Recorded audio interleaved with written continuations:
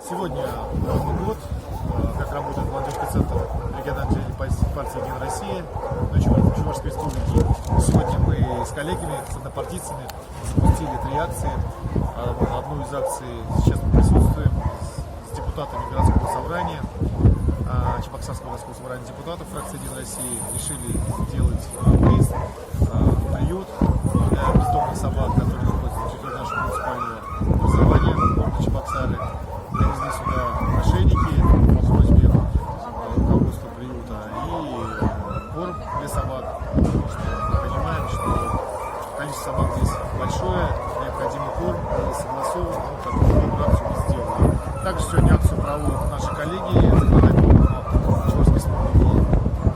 Они оснащают, дарят поликлиникам детские уголки в год волонтерства нашего регионального отделения. Наши коллеги, депутаты Государственного совета делают. Ну и также сегодня мы отправили детей на экскурсию в школу, музей космонавтики, с коррекционных школ.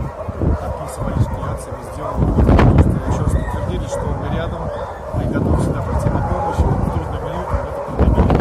Ну а касаемо данного приюта, проблема актуальна на протяжении многих лет. Руководство города держит эту ситуацию на контроле. Сейчас Беледежки перевели в статус приюта, где мы сейчас находимся. Идет проектирование. Планируется начать строительство в следующем году, если у нас получится.